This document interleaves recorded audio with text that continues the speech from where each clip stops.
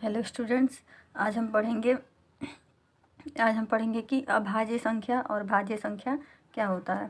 पहले हम देखते हैं, इंग्लिश में से कहते हैं प्राइम नंबर जो कि अभाज्य संख्या और कंपोजिट नंबर जो कि भाज्य संख्या।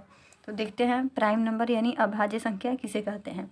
इसका अगर डिफिनीसन हम देखें तो डिफिनीसन में ये होता है, इसका परिभाषा कि वे संख्याएं जो एक से या अपने आप से विभाजित हो मतलब कटे, तो उसे कहते हैं अभाज्य संख्या।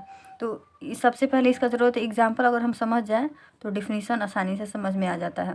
तो एग्जाम्पल में अगर एग्जाम्पल इसका हम देखें तो स्टार्ट होता है 2 से, 2 3 5 7 11 13। अब देखिए, अब इसमें हम देखेंगे क्या कि दो है, दो को अगर हम लेते हैं तो इसमें अगर हम भाग देते हैं तो या तो ये 1 से कटेगा या तो खुद से कटेगा। खुद से मतलब कि 2 से कटेगा। इसके अलावा इसे अगर हम काटते हैं तो या तो 1 से भाग लगेगा इसमें या तो 2 से भाग लगेगा। तो अभाज्य संख्या का डिफिनीशन ये होता है कि या तो ये 1 से कटे या तो अपने आप से कटे, तो इसे हम क्या कहते हैं, अभाज्य संख्या कहते हैं। फिर हम 3 देखते हैं, 3 भी 5 देखते हैं। 5 में भी अगर हम भाग देते हैं तो या तो ये 1 से कटेगा या तो 5 से कटेगा। वैसे ही 3 भी है, 3 में मगर भाग देते हैं तो या तो 1 से कटेगा या तो 3 से कटता है। तो ये होता है अभाज्य संख्या प्राइम नंबर।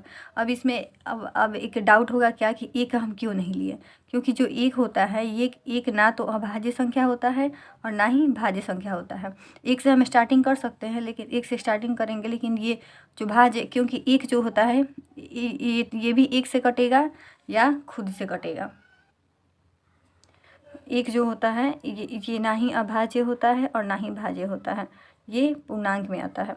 तो फिर देखिए 2 3 5 7 ऐसे ही लेंगे, 11 ले लेंगे, 13 भी है, 13 को देखते हैं तो ये भी 1 से कटेगा, नहीं तो 13 खुद से कटेगा। उसके अलावा किसी भी आप नंबर से भाग इसमें दीजिएगा तो ये भाग नहीं लग सकता है, ना ही कट सकता है। तो ये हो गया हमारा अभाज्य संख्या। अब इसमें क्वेश्चन ये पूछता है कि सबसे छोटी अभाज्य संख्या कौन सी है। तो अगर हम देखते हैं सबसे छोटी अभाज्य संख्या, सबसे छोटी अभाज्य संख्या, तो सबसे छोटी अभाज्य संख्या क्या है, सबसे छोटी अभाज्य संख्या 2 से हम स्टार्ट कर रहे हैं, तो सबसे छोटी अभाज्य संख्या 2 है। अब इसमें 2 पूछ देता है, एक तो पूछता है कि सबसे छोटी सम अभाज्य संख्या, एक पूछता है सबसे छोटी विषम अभाज्य संख्या। तो सबसे छोटी अभाज्य संख्या भी 2 और सम का मतलब होता है कि जो 2 से कट जाए, तो ये क्या हो जाएगा, ये सबसे छोटी सम अभाज्य संख्या भी यही हो जाएगा, सबसे छोटी सम अभाज्य संख्या।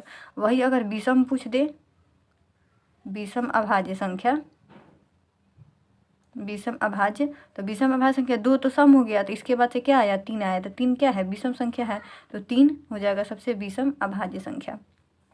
तो ये हो गया। अब एक बार रिवीजन कर लेते हैं। तो अभाज्य संख्या होता है जो 1 से कटे या अपने आप से कटे, तो जैसे 2 हो गया, 3 हो गया, 5 हो गया, ये सारी संख्या जो है 1 से कट रही हैं या तो खुद से कट रही है। इसमें क्वेश्चन 2 पूछता है कि सबसे छोटी अभाज्य संख्या, सबसे छोटी अभाज्य संख्या 2 हो जाएगा। उसके बाद से अगर सम पूछे तो 2 और विषम पूछे तो 3, और एक है तो एक या ना ही अभाज्य संख्या होता है और ना ही भाज्य संख्या होता है, ये इंटीजर में आता है। नेक्स्ट देते हैं कंपोजिट नंबर यानी कि भाज्य संख्या। तो वे संख्या जो होती है, वे संख्याएं जो कम से कम 3 संख्या से कटे, मतलब कम से कम 3 संख्या से इसमें भाग लगे। तो अगर हम इसके स्टार्टिंग करते हैं, जैसे हम फर्स्ट वाले का स्टार्टिंग किए थे, अगर हम इसका 1 से स्टार्ट करें, 1 हो गया, 2 हो गया, 3 हो गया, 4 हो गया, 5 हो गया, 6 हो गया, ठीक है, ऐसे ही आगे जाएगा। तो एक तो पहले कट जाएगा, एक पहले कट जाएगा कि एक ना ही भाज्य है ना ही अभाज्य है। अगर हम 2 लेते हैं तो 2 कम से कम हमें क्या करना है, कम से कम 3 संख्या से कटनी चाहिए। तो ये तो या 1 से कट रहा है और फिर 2 से कट रहा है, उसके अलावा किसी और से नहीं कट रहा है, तो ये नहीं होगा। फिर 3 देखते हैं, 3 भी 1 से कटेगा नहीं तो 3 से कटेगा, तो ये भी नहीं होगा। 4 देखते हैं, 4 देखिए, 4 1 से भी कटेगा, 2 से भी कटेगा और फिर 4 से भी कटेगा, तो ये 3 से कट रहा है, यानी कि ये क्या होगा, ये भाज्य संख्या होगा।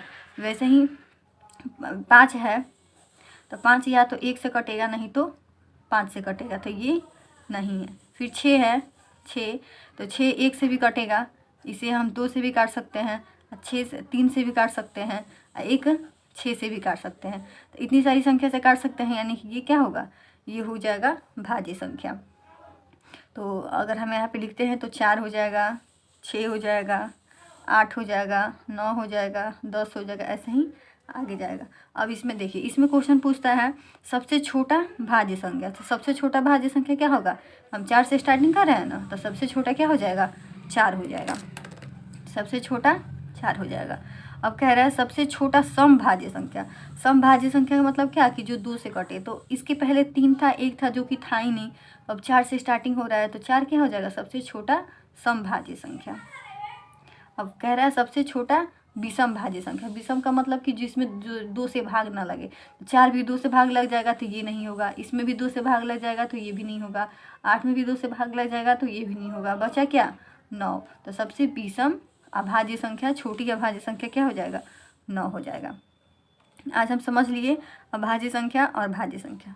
Thank you for watching.